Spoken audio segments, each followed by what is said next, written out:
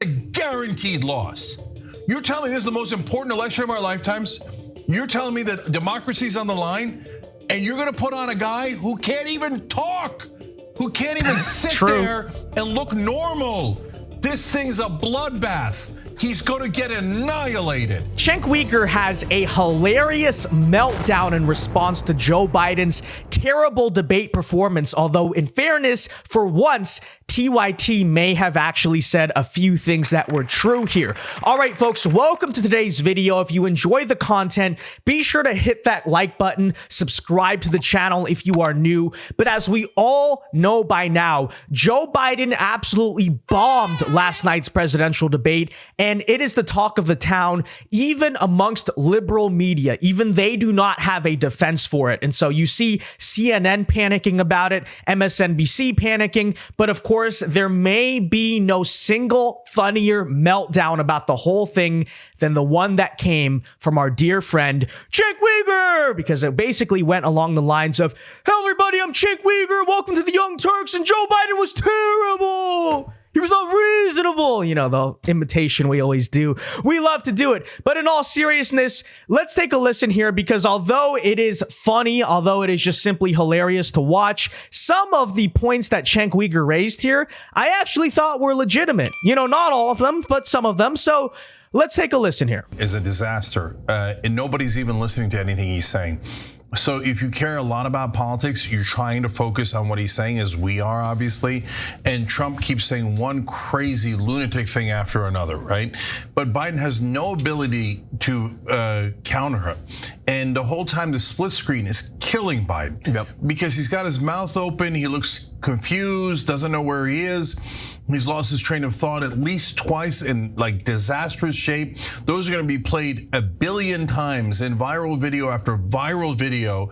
So this is an epic disaster. I see people online saying, well, okay, that answer wasn't so bad. No, it doesn't. Any particular answer doesn't matter at all. This thing is over. He looks like he's barely surviving. I don't mean the debate, I mean life.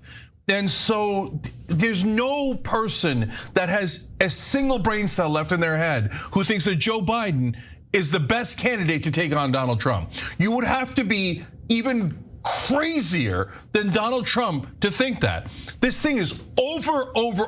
I'll guarantee you this. I would bet show me a Democratic politician and I will bet them any amount of money that Joe Biden's going to lose this election if he's the candidate. It's like, so, couple things that Cenk Uygur said there that I actually agree with. You know, there's some of the Trump derangement syndrome as usual, but a couple things here. First of all, he points out that although some Democrats are going to try to defend Biden's debate performance by saying, well, this moment wasn't so bad. Hey, maybe he said a true thing here. The problem is nobody is going to remember it because firstly, it is completely overshadowed by the bad moments of Joe Biden. But on top of that, even at the points where he allegedly, I mean, people are saying he made a good point, nobody really knows that because Joe Biden was unintelligible still the entire time. So that's a good point. And then, of course, we know anyone who is actually living in reality would know Joe Biden looked pretty freaking bad. So despite the fact that the Biden surrogates are trying to walk away and said he actually did a good job, you saw Jill Biden at the watch party saying,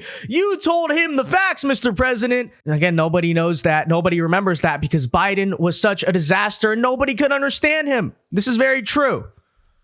A guaranteed loss. You're telling me this is the most important election of our lifetimes? You're telling me that democracy's on the line, and you're going to put on a guy who can't even talk, who can't even sit there and look normal. This thing's a bloodbath. He's going to get annihilated. That is, okay, now the Democrats have to decide. Are they happy to lose? Are they willing to lose? Because this is a guaranteed loss. This is so much worse than my worst nightmares of what it could be like. Deal with it, buddy, because Biden today apparently announced he's staying in the race, so that's pretty freaking funny. But yeah, at the current rate we're headed, not even any amount of so-called fortification can help Biden. After that performance, he is screwed in this election unless something seriously changes around for him. And so TYT, although they're not happy to admit it, they are kind of right about this. Every way.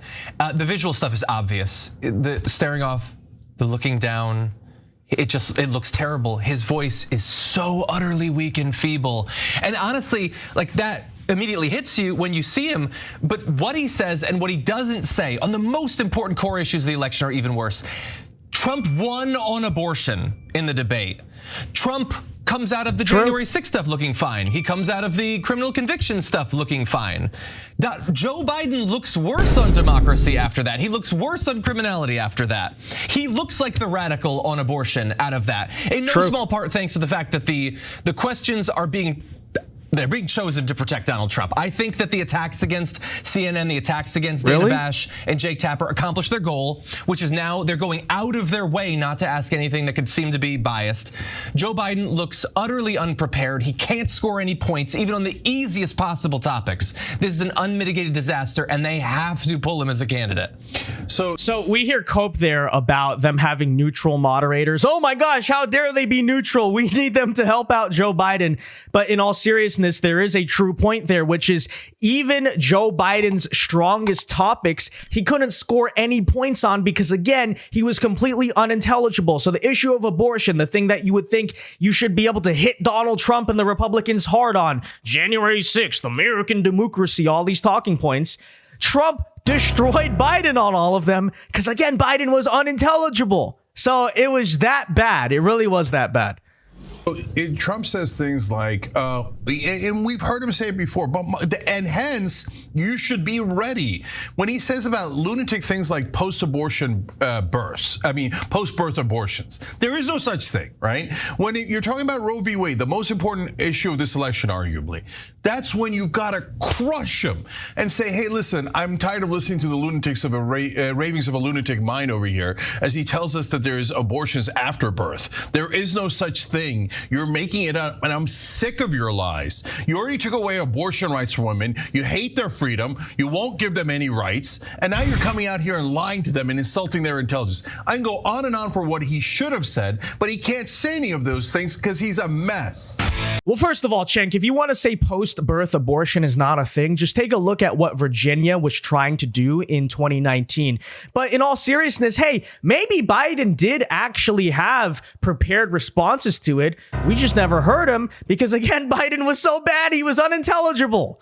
But long story short, I think the main point is it's just genuinely funny and hilarious to see these people have to cope with the inevitable that the performance was so bad. They're freaking doomed in the election unless they obviously replace Biden, which TYT currently wants to happen. However, we got the news just a couple of hours ago from CNN that apparently Joe Biden is not planning to drop out of the race. He will be the nominee and he will do the scheduled debate in September. So they are going to ride with Biden to the finish line. At least that's the current reporting. Take a listen. Well, John, the Biden team, as of this moment, plans to pack up what few wins they had on the debate stage last night. You've already seen some of those packaged and posted on social media, and to move on and focus on what's coming down the pike. There are no plans, I'm told, for the president to drop out of the race. And even further, I'm told that the president is still committed to a second debate in September, which is currently scheduled for September 10th and hosted by ABC News, much along the lines of the rules of the debate that was hosted last night. Now, the advisor that I spoke with said that they're not putting too much stock in the conversation last night, and that many of the staffers on the campaign and in the White House also worked on President Obama's reelection in 2012, and they tried to draw the parallel to that first debate that was a very low performance for President Obama. Even he would call it a stinker, and they said if you had believed the pundits in the wake of that debate, Mitt Romney would have been president after that.